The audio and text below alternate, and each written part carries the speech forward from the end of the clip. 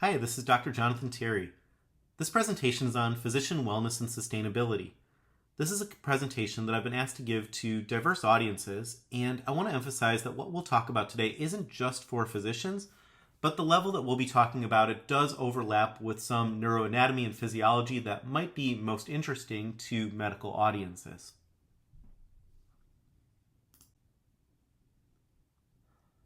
In terms of our goals or learning objectives for this presentation, I'd like learners to appreciate the significance of the neuroimaginal world and evolutionary influences on wellness.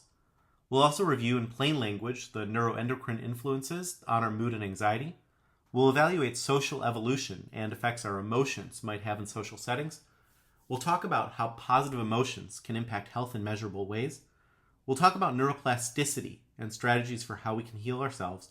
And I'll also have some recommendations for further reading. Now, those were some giant words, but what we'll be talking about really are largely simple concepts that I think can be very helpful to both medical and non-medical audiences.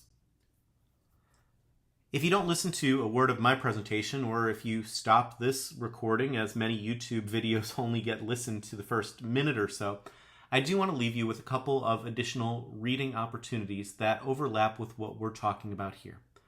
The first of these is a book called Enjoy Every Sandwich by my late mentor, Dr. Lee Lipsenthal. Lee was a family physician based in Big Sur, California, who wrote about his experience as a physician being diagnosed with esophageal cancer and why that experience taught him to, in the words of Warren Zevon's song, enjoy every sandwich. The book is incredible, but I really recommend the audiobook to listen to Lee tell the story in his own voice and his own words. Another book that I would recommend, and on which I've drawn a lot of information in this talk, is a book called Buddha's Brain. And this is a book by Rick Hansen, PhD, and Richard Mendius, MD. And it talks about how neuroscience is evidenced in common Buddhist practices, and how adopting more of these practices into our own lives can be very helpful, regardless of one's spiritual background. When I'm giving this talk to in-person audiences, I like to pause at this image and reflect. I like to ask the audience, what do they see here? Is this a moment of freedom, or is this a moment of defeat? With physician sustainability and physician wellness on those topics, as well as the many stressors that impact the buildings and the places where we do our work, there can be a lot of different feelings that are reflected toward this image. I like to ask the audiences, how many have never been upset through their medical training? How many have seen a physician with burnout? How many have been stressed at work? How about upset with the system? How about upset with each other, with our colleagues, or with other members of our teams? I like to project it a little bit into the future and say, okay, how many are likely to be upset with your work in the future, or upset with the system? How about upset with another person? So they can think not just of these things in the past, but also what's to expect from the day at work or the work ahead. Now, avoiding these things probably isn't entirely realistic, but as physicians, we do need to be more aware of how we let them affect us, what consequences they may have, and what choices we have to change that. So in the presentation and the parts of this that follow, I'm going to show the reasons why this matters, breaking it down to the neuroscience and social evolution, and talk about how and why we affect each other, and then show you tools for what to do about it. Even if the listener does not use these tools in their everyday life, there are ways that they might be integrated for greater use with our patients who face acute and chronic illnesses. I often talk about this idea of the neuroimaginal world, and that's what it sounds like. The world that we imagine is one that really is created by our brains, and much of what we think we see out there is actually, in reality, chemical and perceptual changes that are happening in here. If we talk about our senses, there's actually really only a very small amount of memory that's generated by input from our senses, from things from the outside world. Most of our memories are actually from internal memory stores and practice perceptions. We often in psychiatry talk about implicit memory, and that can include expectations, models of relationships, emotional tendencies, and our general outlook. One way to think about the neuroimaginal world is if you've ever been in a sensory deprivation chamber, or if you're familiar with those, where a person will often float in warm salt water in a completely dark and silent space. Initially, it can be very peaceful.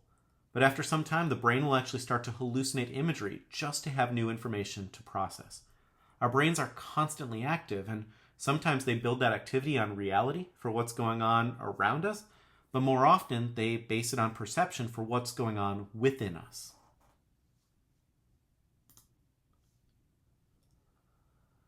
Now, I like to talk a little bit about another of my psychiatry mentors, Dr. Jan Fawcett, who I was so fortunate to learn from at the University of New Mexico. And Dr. Fawcett would talk about what he called the reptile brain, referring to that so much of our experience is really based in fear and reaction and things that even a reptile would be capable of, and not necessarily those higher order functions that we expect and relate to for humans. In psychology, we talk about carrots and sticks as motivators, a carrot being a desirable reward and a stick being a consequence. And rewards and consequences really are not equal because the brain is more built for avoiding harm than it is for approaching benefit. And it's this strategy that has the most impact on survival. Our ancestors that paid more attention to the sticks, to the punishments, lived on to pass these avoidance genes on to us. It makes perfect sense. So it's no surprise then that children will naturally gravitate across cultures to building forts, to building blanket caves, tree houses, things to hide, to get away, to look down, and to be safe. We'll talk a little bit more in a future direction about the proximity of the amygdala, the emotion center of the brain, and the hippocampus, where our memories begin to meaningfully integrate. And negative experiences are so carefully stored and linked to those emotions.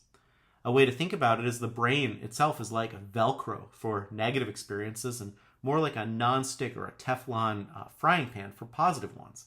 It's really those negative experiences that we keep and we persist on. Learned helplessness can happen from a handful of failures where we feel that there's just no way to succeed, and it's hard to undo. There's evidence to suggest that people will do so much more to avoid a loss than potentially to acquire a comparable gain. One way that I talk about this in therapy with my patients is that in relationships, it often will take 5 or more positive interactions to undo a single negative one.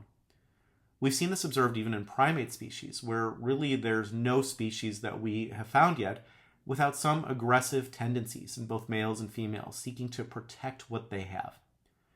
In humans, we also have some evidence that fearful faces are perceived more rapidly, and the brain recognizes them right away instead of happy or neutral ones. This image talks about how we're really built this way. It's no accident that there's such anatomical proximity of the amygdala and the hippocampus, remembering again that the amygdala is where we have these strong emotions, these fears that activate our autonomic nervous system and stress hormones, and it's really adjacent to the hippocampus, where those negative experiences are then carefully stored. Remember my discussion of Velcro versus Teflon, and really just how much more we value and rank and remember our negative experiences. I sometimes compare this to driving without brakes. We're going so quickly, and sometimes we're running away from things, and we don't stop to realize why exactly are we running. I talk about this idea of anticipation, where even just anticipating a challenging event, which for some of us might be a presentation or a phone call we don't want to have, it can have as much impact as living through the event for real. The amygdala starts and it sends this alarm, which goes to the thalamus that relays a wake-up signal to the brainstem, releasing norepinephrine from the limbic system. This then is transmitted to our major organs and muscle groups, all while the hypothalamus is sending endocrine signals to the pituitary and adrenal glands, releasing epinephrine and cortisol. Cortisol, in turn, stimulates the amygdala further, which then produces more cortisol. So you can see how this loop begins and keeps going, and it's extra bad because cortisol also suppresses hippocampal activity, which would normally be the brakes that we might have for that amygdala to say, hey, this anxiety, this big deal that we have, actually, if we rely on our meaningful experiences, it's not that big of a deal. However, the amygdala, as part of our survival throughout generations, is hardwired to focus on negative information and react intensely in our fight or flight response. The amygdala sensitizes to being activated and then lowers its threshold for future activation and reactivation. What happens here is that state anxiety, this one-time anxiety-provoking experience, becomes trait anxiety, where now I am an anxious person because I've been exposed to these experiences. Interestingly, mental activity has more direct effect on the autonomic nervous system than any bodily system. So we can see how this sets us up for fear, for anger. The executive function that we might have from our prefrontal cortex, one of our highest areas, one of our highest parts of the brain, really declines because thoughts don't even get that far. They're interrupted by our neuroendocrine system, by our neuroimaginal world. What happens then is that victims of trauma might feel dissociated from the event itself. They can't really think about it, yet they're hyper reactive to triggers. There might be a weakened hippocampus and heightened amygdala response that can lead to feeling upset or guarded so much of the time without that big brain ability to really understand why we feel that way. Again, I compare this to a car with a runaway accelerator, or maybe a horse without a bridle. A lot of different analogies we can use, and it doesn't help that we live in this pedal-to-the-metal society that relies on non-stop sympathetic nervous system and hypothalamic pituitary adrenal axis activation. In treating panic, anxiety, and stress, again, my mentor, Dr. Jan Fawcett, would compare this to a reptile brain that's driven entirely by fear motivators. But it's different for us as humans. With our more highly developed brain, not only are we capable of worrying about the future and, well, regretting the past, but we blame ourselves for the present. Our aggressiveness correlates with high testosterone in both men and women, as well as low serotonin. And then this negativity bias can make it very difficult to bring attention to things like self-awareness and contemplation. Resources become very easily shifted from important long-term projects such as building a strong immune system and preserving a good mood, all in favor of short-term crises that become chronic crises and a state of crisis. Throughout this talk, I have been commenting on the reptile brain, something that I gained from my mentor, Dr. Jan Fawcett, and I just love this image here that shows the reptile brain really being in the lower order functions of the brainstem, of the limbic system, being responsible for the ways that we feel and react as part of our survival. Then we've got a lower order mammal, something like a possum, and then we start getting into the higher stuff that's really incredible, where we see some of the things that we share with primates about our ability to reason, to choose, to have will. And then perhaps there's something even that we share with dolphins, this ability to do things that are much more executive function oriented in the prefrontal and frontal cortices. But that doesn't go without its consequences, because we're towing around these giant, more developed brains, but that also means that we have the ability to hang on to worries about our future, regrets for the past, and blaming ourselves for the present. We can have a negativity bias that decreases our self-awareness and our ability to contemplate things. We have resources that get shifted from our long-term projects, things like building immunity, building relationships, building culture, steering our mood toward favorable places, toward more short-term crises. And as these crises compile and add up from one day to the next, and just trying to chase our tails and catch up on things, we do see long-term consequences that increase the risks of GI effects, ulcers, colitis, irritable bowel, inflammatory bowel, diarrhea, constipation, immune issues like more sickness, decreased wound healing, and greater vulnerability, cardiovascular issues such as atherosclerosis and cardiovascular events. It's starting to sound like a review of systems, right, for the medical folks. Endocrine issues of diabetes, menstrual issues, erectile dysfunction, decreased libido, neurologic issues where frequent sympathetic nervous system and hypothalamic pituitary adrenal axis activation and glucocorticoids weaken synaptic connections in the hippocampus and inhibit the formation of new ones. Long-term exposure to these same glucocorticoids lowers the production of dopamine, which in turn makes pleasure so much harder to find. We've talked a lot about the individual, but it's really about us too, and what affects us. We have multiple individuals, countless individuals in society that are feeling this way, the way that it affects our social evolution as a species. We do know that individuals who have cooperated with other members of their band, of their tribe, typically live longer and they left more offspring.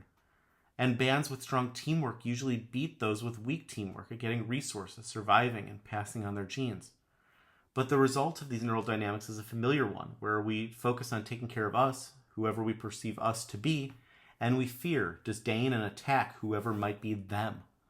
We see this even in primate species, where there's really no species of primates without some aggressive tendencies in both males and females.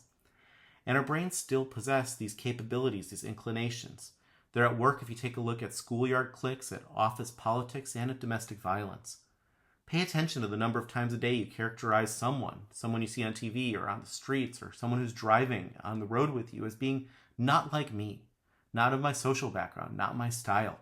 It's startling how routine it is to find the differences from those around us. One of my favorite things that Henry Wadsworth Longfellow was quoted as saying is, "If we could read the secret history of our enemies, we should find in each person's life sorrow and suffering enough to disarm any hostility." Shantideva wrote, "All joy in this world comes from wanting others to be happy, and all suffering in this world comes from wanting only oneself to be happy." So much to reflect on here. We have to ask ourselves, is our suffering acute or is it chronic? We have these range of emotions that are incredible things for us as humans to experience, living in this range from subtle loneliness all the way to dismay, to moderate stress, to hurt, to anger, all the way to intense trauma and anguish. Those can be with a background sense of anxiety, irritability, and a lack of fulfillment. We know that social and emotional pain, as we describe pain, interestingly acts on the same neural networks as physical pain. Rejection hurts. It hurts like getting punched, like getting stabbed, like getting shot. If we look at envy and its close cousin jealousy, these are major impediments to more important things, arguably, like generosity. So if we notice the suffering in envy and how it's an affliction upon us, activating the same neural networks again that are involved with physical pain. You may notice some usual suspects in our own life, these deep sources of recurring upsets. There's also a psychological term that's worth noting called demand characteristics. And those are the aspects that really pull us. And interestingly, no situation in our lives really actually has the ability to pull us unless we consent to that. Situations only have characteristics, but we internalize and make those demands and associations, again, in our neuroimaginal world. Think about when a doorbell rings. That creates certain feelings in us, certain behaviors, certain learned reactions. But what's a doorbell? It's just a noise. Think about the obligation when a person holds out their hand in front of you. You might gesture to shake it if that's consistent with your cultural norms. Again, that's just a characteristic. It's something that's going on in our world, but we have all these additional meaning and expectations that we place on top of it. Consider this parable from the Taoist teacher Chuang Tzu. Imagine that you are relaxing in a canoe on a river when suddenly there's a hard thump against the side of your canoe and you fall into the water. You come up sputtering, you see two teenagers with snorkels have snuck up upon you and tipped you over. How does that make you feel? Next, imagine the same situation. The canoe, you're having a relaxing day on the water, and suddenly you're dumped in the river, except this time, when you come up sputtering, you see there's a huge submerged log that drifted downstream and got stuck under your canoe. How do you feel? Most of the people in our lives are actually much more like the logs than the teenagers. It's wise to get out of their way if you can, or to reduce the impact, but they're not necessarily aiming at you. There's a phrase or an expression from Rick Hansen from the book Buddha's Brain that says getting upset about somebody's thoughts is like getting upset about spray from a waterfall. It has nothing to do with us. When I'm doing this presentation live, I show this video called Atmospheres. It's a 1-minute video, and for copyright reasons, I'm not going to show it here, but you can look for it on YouTube or other places if you want. The Atmospheres video that I learned about from my mentor, Dr. Lipsenthal, shows the same situation of a busy day in New York. And it shows taxis moving around, traffic on a bridge, people walking, birds flying, different things that we would expect in a very busy city. The first 30 seconds are listening to jarring music, and it feels very upsetting, very distracting, very stressful. And the second 30 seconds shows the exact same video, but it's set to classical piano music, and it's almost beautiful to watch the intricacy and play among different factors in the world and the harmony of the city, and how just that background music that we have in our own lives can change everything about how we experience a situation. So it begs the question of why do we as physicians even care about this? Well, people with positive emotions are less likely to act out in the face of stressful life situations. They have significant decreases in suicidality. They can dissipate negative emotions more rapidly. They have healthier cardiovascular systems. On my next slide, I'll talk a little bit more about physicians specifically, but the question of do our emotions matter is, physicians, we should mention, is a resounding yes. We saw the effects of negative emotions, anxiety, and stress. And maybe the bigger question is, do we really need a study to show us that we should be nice to each other, that we should respect each other, that we should be nice to ourselves, and that we should respect ourselves? If we specifically look at physicians, physicians are socialized against self-reflection, and self-care is not usually a part of professionals' training. It might be something that we discover by accident, but it's certainly not something that's showing up on most of our exams. 30 to 60% of practicing physicians report experiencing burnout. Up to 80% of physicians report high levels of emotional exhaustion. Workload, scheduling, and our lack of input or influence are sometimes the highest predictors of emotional exhaustion. 20% of general practitioners report being clinically burned out, but are still working. Arguably, these numbers are all a little bit old. They've probably gotten worse as we faced pandemic, as we faced payer problems, as we faced increasing hostility and less respect toward physicians and the work that we do, the work that we take home with us, and that continues to stay with us throughout our lives.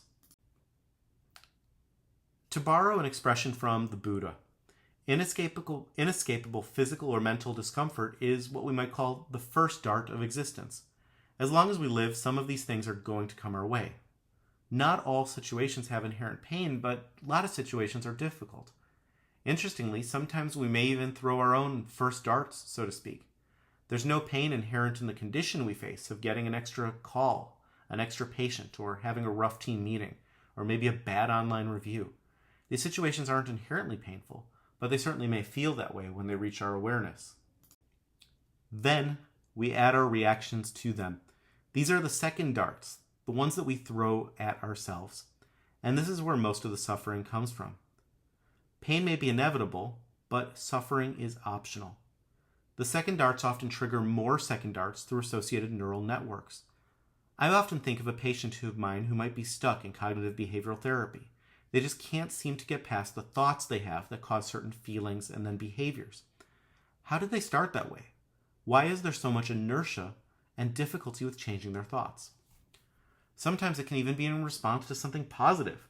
I've had examples of people in my life taking a compliment the wrong way, and sometimes it's very difficult to get that turned around. In relationships, these second darts can cause vicious cycles.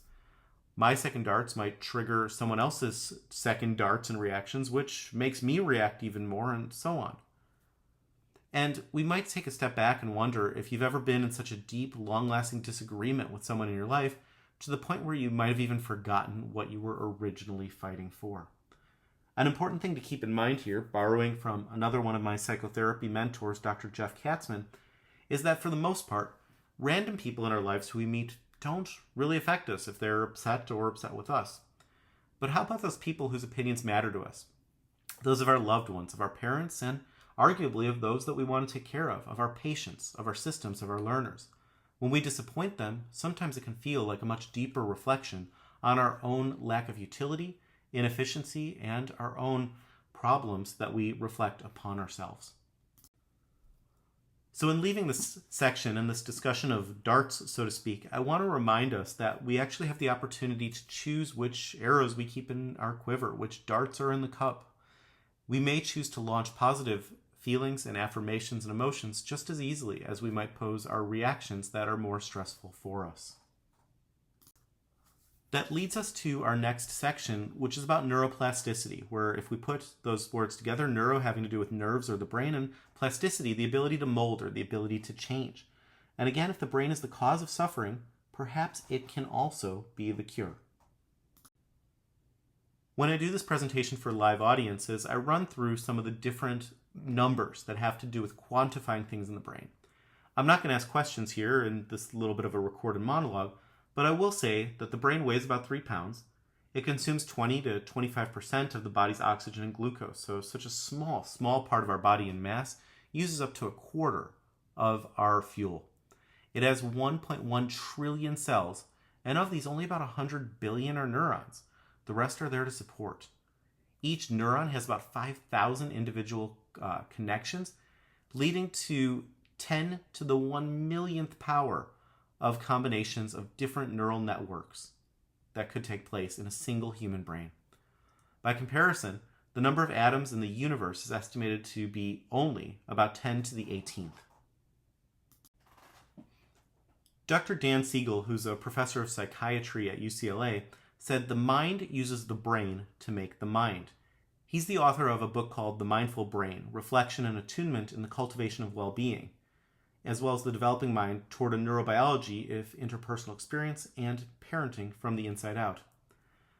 Every medical student learns about Hebb's law, written by Dr. Donald Hebb, that says when neurons fire together, they wire together. That's to suggest that mental activity actually creates new neural structures. And the longer that something is held in awareness, the more emotionally stimulating it is, the more neurons that fire and wire together, and thus the stronger trace in memory and the more likelihood that that same neural network will fire again.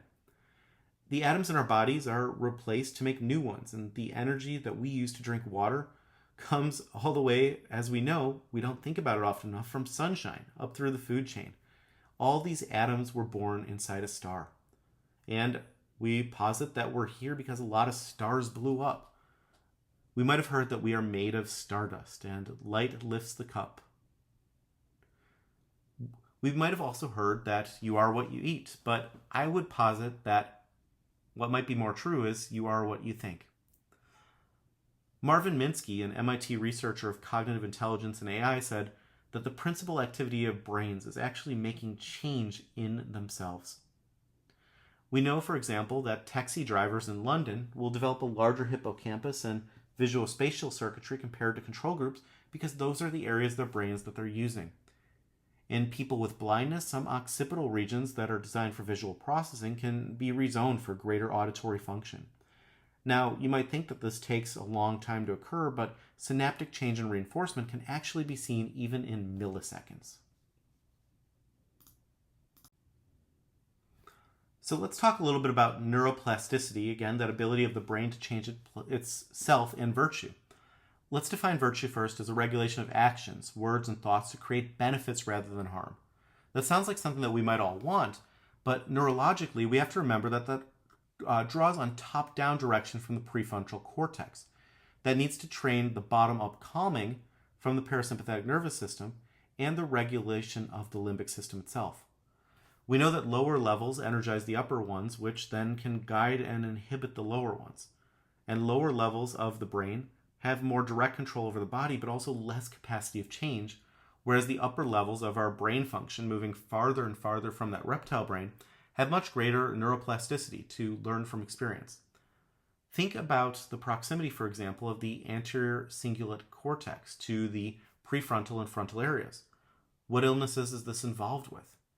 If you said our various obsessive disorders, obsessive-compulsive disorder, and to an extent obsessive-compulsive personality disorder, those are all things that are relevant to our anterior cingulate cortex. But how we can engage in exercises to deliberately cultivate compassion, to stimulate and strengthen underlying neurosubstrate, including the anterior cingulate and the insula. Various practices are referenced in many faiths, where the sages and the saints of these different faiths, the prophets, if you will, are pure, conscious, peaceful, radiant, loving, and wise. And one might say that it takes time to become what we already are. It takes time, it takes effort, it takes conscious awareness of the things going on in our life and how we respond to them. Interestingly, as one becomes happier, the left frontal lobe also becomes more active. We notice it more on functional imaging. In physician wellness, I've always felt a little bit like being told to go meditate is a little bit like putting lipstick on the pig. Like, how am I supposed to meditate when there are alarms going off around me? And honestly, I think that one of the best ways for us to get there is to understand all of the benefits that being meditative or contemplative or mindful can help us have. One example is that experienced practitioners in deep meditation, experienced Tibetan practitioners, are able to produce pervasive and synchronous gamma waves, which we know to be essential for brain health. And then we have all these different meditation benefits of increasing gray matter in the insula, the hippocampus, the prefrontal cortex, reducing cortical thinning due to aging in prefrontal regions, improving psychological function, attention, compassion, and empathy. Incredible studies showing us all these different areas. Walt Whitman in The Song of the Open Road wrote, "I'm larger, better than I thought. I did not know I held so much goodness." One of the ways to look at this is to imagine, as we look at our lives, as we look at our relationships and our habits, that we want to actively try to pull the weeds and plant the flowers that are going to bring us joy and beauty. It won't surprise us that positive emotions also have far-reaching effects throughout our body and our relationships, ranging from stronger immune system to a more resilient cardiovascular system, counteracting the effects of painful experiences like trauma, decreasing cortisol release, lifting our mood, strengthening the immune system, helping asthma, type 2 diabetes, menstrual disorders, chronic pain. And the neat thing is that good feelings today increase the likelihood of good feelings tomorrow. There's some evidence that happiness may even alter gene expression and reduce the cellular damage of chronic stress. It certainly sounds like this is worth our time to invest in feeling this way when we can. Now, earlier in the slide set, I brought the attention from the individual to the group, and I'm going to do that again. We did that for the negative emotions, and now let's do it a little bit for the positive ones. The neuroplasticity also exists in tremendous ways in group settings. And it should make sense, because if we talk about what the purpose of neurons or nerve cells is, if we had one word for it, that word is communication. So if you think about it, if the fibers of our insides are made for communication, we realize that the goals of our outsides aren't that much different. Think of all the ways not just that we communicate with each other, but the way that other animals do as well. Darwin said that all sentient beings develop through natural selection in such a way that pleasant sensations serve as their guide, and especially the pleasure derived from sociability and from loving our families. Primates, as the next major step in brain evolution, occurred with primates that first appeared roughly 80 million years ago. Their defining characteristic was and is great sociability. For example, monkeys and apes spend up to a sixth of their day grooming other members of their troop. Interestingly, in one species studied, the Barbary macaques, the groomers, those who were providing the grooming, experienced more stress relief than those being groomed. This takes me back to grade school when I remember students sitting and braiding hair in rows. And you might think that the student who is in front, having usually her hair or his hair braided, would be the one who doesn't have to work too hard, might be getting the most benefit, but really it's the ones who are doing the grooming and helping their classmates that get the most benefit from that exercise. Further, only the great apes, the most modern family of primates, and that includes chimpanzees, gorillas, orangutans, humans, have developed spindle cells. And spindle cells are remarkable. They're a type of neuron that supports these advanced social capabilities. Spindle cells are only found in the cingulate cortex and the insula, indicating that these regions and their functions of empathy and self-awareness have experienced intense evolutionary pressure over the last several million years. Now remember that the cingulate cortex is also involved in our ability to obsess and to worry too much. So everything is in balance, right? And there are ways to refine and to neuroplasticize these areas of the brain such that they are helping us and not working against us.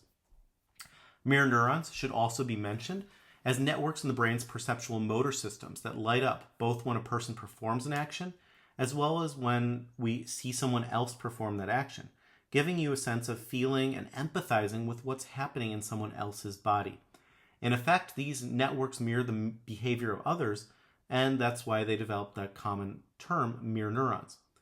Now, the insula and linked circuits activate when you experience strong emotions, such as fear or anger, but they also light up on functional imaging when we see others having those same feelings, particularly people we care about.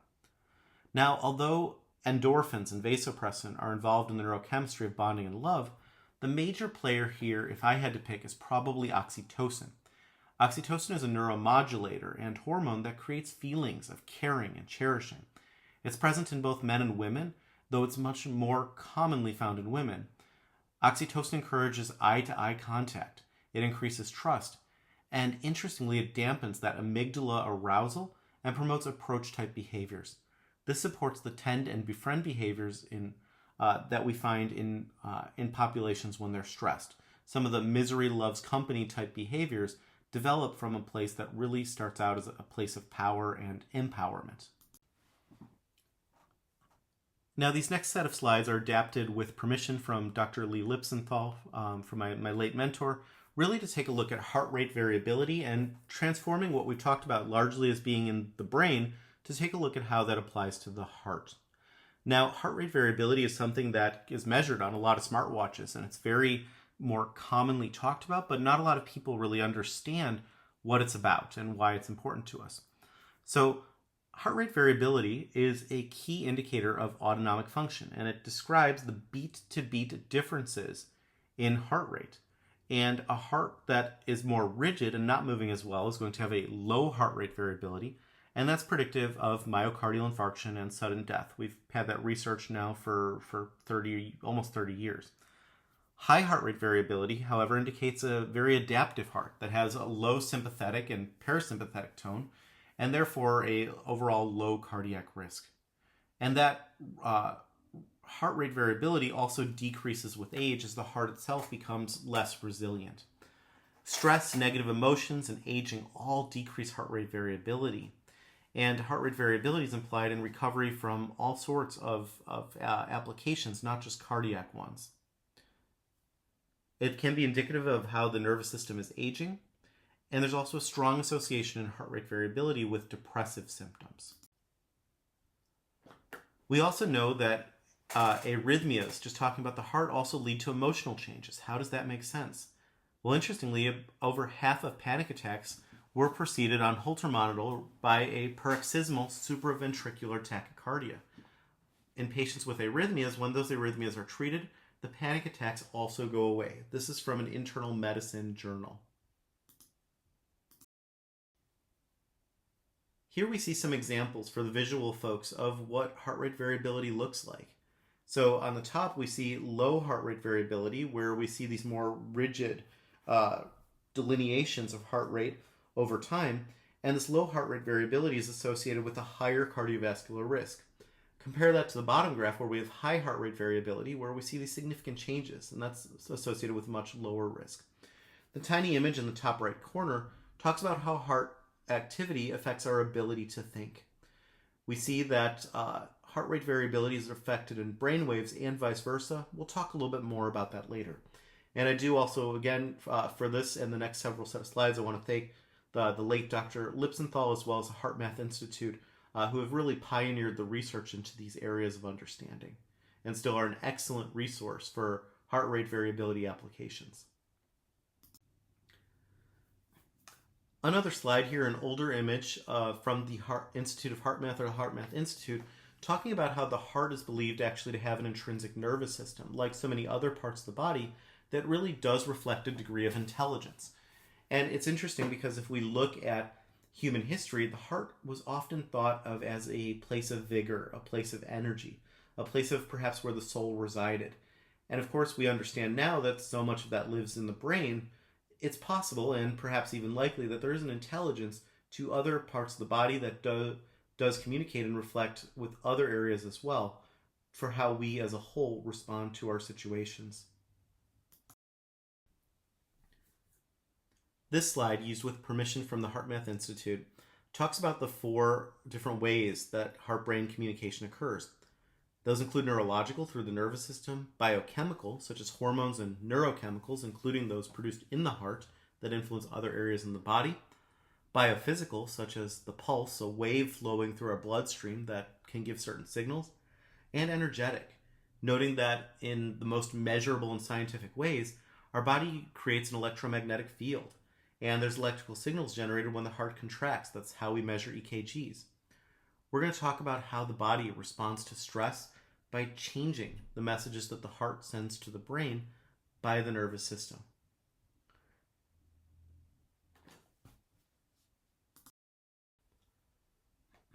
Borrowing again from our respected friends at HeartMath, we know that the heart sends far more information to the brain than the brain actually sends to the heart.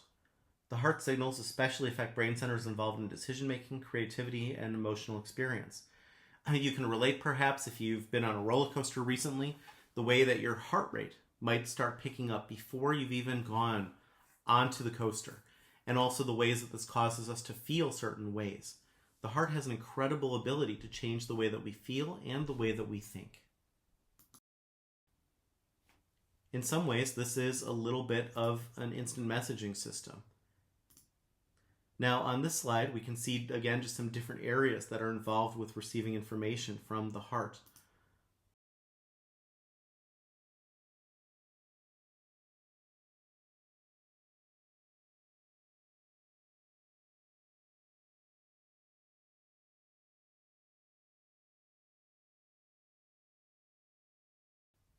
Where what's going on in the heart can facilitate cortical function. Areas in the medulla regulate blood pressure and autonomic nervous system regulation that speak with the heart. The amygdala we've spoken about is an area of emotional memory.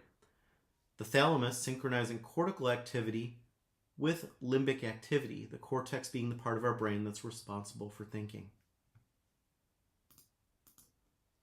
Now, when we feel emotions repeatedly, those become normal for us. We associate what's familiar with what's comfortable, even if it's trauma, even if it's anxiety, even if it's anger, depression. It becomes what we might call a maladaptive pattern. And the brain will actually try sometimes to maintain that feeling because that's what it knows as normal. Remember Hebb's law, neurons that fire together, wire together. And so if we spend our time in very stressed out, anxious places, that becomes what our heart and mind know and what they keep. Even though this is a much older image, I really enjoy it because for those of us who have had an EKG, we know that the electromagnetic field of the heart is something that we can measure with electrodes directly placed on the heart. Now, the field, the strength of this field and the intensity of it does vary with pulse frequency and with heart rate variability. And in rooms that are more insulated from electromagnetic interference, we can actually measure that field outside of the body. 8 feet is where we had for the tools available to us in 1998. I have to assume that this has gotten even better as we have gotten so much better at being able to measure subtle electromagnetic differences. Now, where we're going with this is thinking about the heart, thinking about the brain, thinking about our own electromagnetic fields, some of which we have control over. How does that influence other people? And the goal here isn't to be new age or to draw any unnecessary source of skepticism, but to really show you some of the ways in which this is measured and perhaps tangible ways that we feel this in our own lives.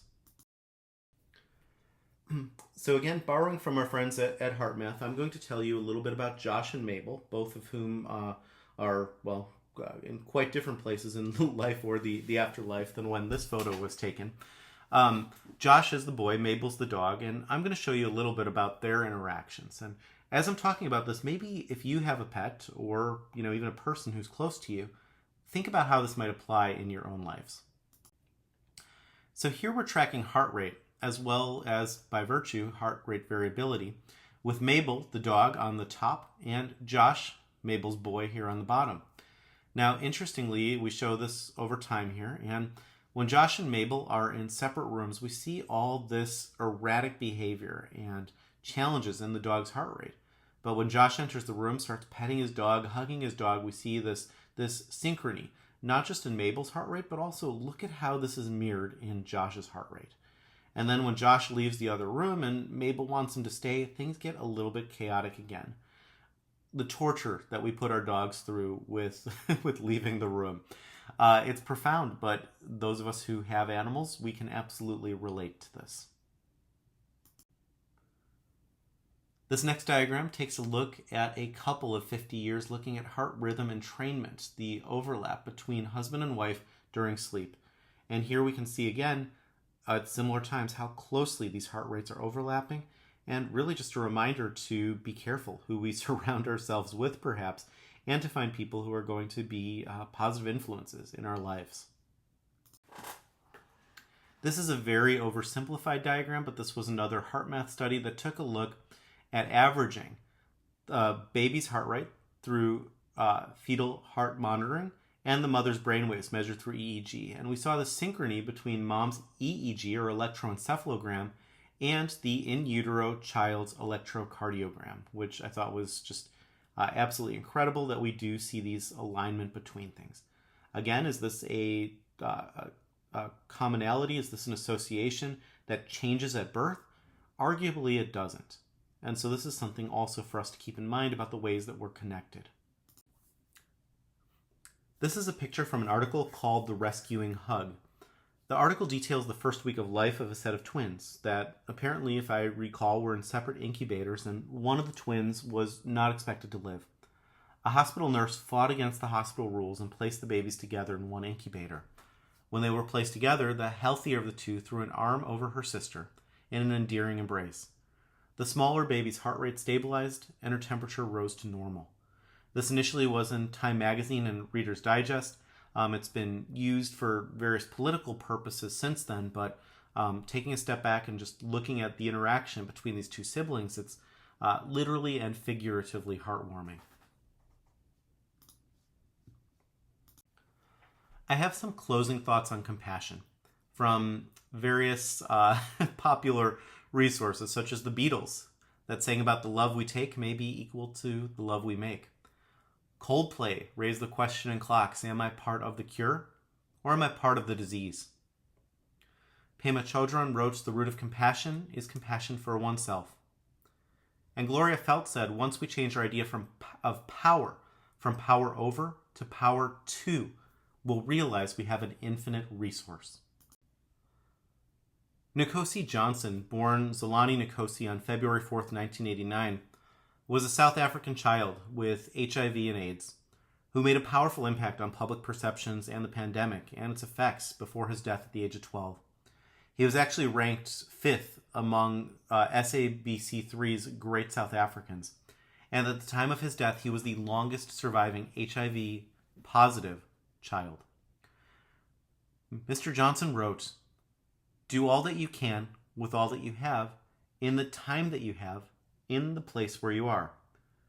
So even in this very physician-oriented talk, or medical student-oriented talk, I really want you to take a step back and reflect on small changes that you can make. We may not have much control over our external environments, but we do have control over our internal environments to a great extent. And I hope I've also sufficiently persuaded you in this presentation that control of our internal environments actually can have profound influences on our external environments as well. Here are some strategies, and you can screenshot this if it serves you, or you can ignore and come back to it later, or ignore entirely. But these are some strategies that might work for helping us ground and practice some of the things that we've spoken about today. Pausing to take a deep breath with a long exhalation activates the parasympathetic nervous system. Approaching situations with equanimity, where we can be aware of the emotional activation, but choose not to respond to it. What an incredible thing to choose not to respond to something, to choose not to react. This practice of equanimity has actually been documented on EEG to again show those gamma waves synchronizing in billions of neurons across large parts of the brain, rhythmically firing at 30 to 80 hertz, which is atypical. It's like that seen in monks. It's something we can practice. We know that the brain is not really built for being neutral. It's built for survival. So we need to make these conscious efforts to be attentive, to be intentional, to train the brain, to not be constantly seeking rewards or threats. As Ajahn Sumedho said during a talk at Chithurst Monastery, trust in awareness, in being awake, rather than in transient and unstable conditions. Henry David Thoreau wrote, you were once a little child, just as worthy of care as any other. Can you see other persons as they would have been as a child? Would you wish the best of him or her? You are a human, just like him or her, and just as deserving of happiness, love, and wisdom. Thoreau also wrote, I make myself rich by making my wants few. Jack Kornfield wrote, the great way is not difficult for those who have no preferences. A phrase that I think that is very helpful in relationships, and these can include relationships all around us in our life, with the person who cuts you off in traffic, is to practice, I love you anyhow. And to practice compassion for 5 people, feeling compassion for a benefactor, for a loved one or a friend, for someone who's totally neutral to you, for a difficult person, and sometimes most powerfully, feeling compassion for yourself. and being kind to aspects of yourself that you might not like when you check your email or when you look in the mirror, and to practice generosity when you've been wronged. When I started giving this talk, probably 15 to 20 years ago, or a version of it, this idea of the legend, the story of two wolves, was unheard of relative to how much it's been repeated now. So I'm going to take a shortcut here and not draw you into the full explanation, but just remind you that there's a story of two wolves inside of each of us. And the question begins of which one wins if these wolves are constantly in battle, the good one, the bad one. And the answer becomes the one that we feed each day. So I hope that leaves you with a thought of really thinking about which of our feelings, which of our thoughts we choose to nourish. We can look at it from a cognitive behavioral therapy angle, as a psychiatrist or a psychologist. We could look at it from a cardiovascular angle, as I've shown you some of the different cardiovascular aspects here. We could look at it through the lens of neurology or endocrinology. But perhaps it drives us to these osteopathic principles and our osteopathic tenets of the body as being a whole that's capable of self-healing. I want to leave you with that as something that you can perhaps practice in your own life, as well as something, perhaps a number of tools that you can practice with your patients.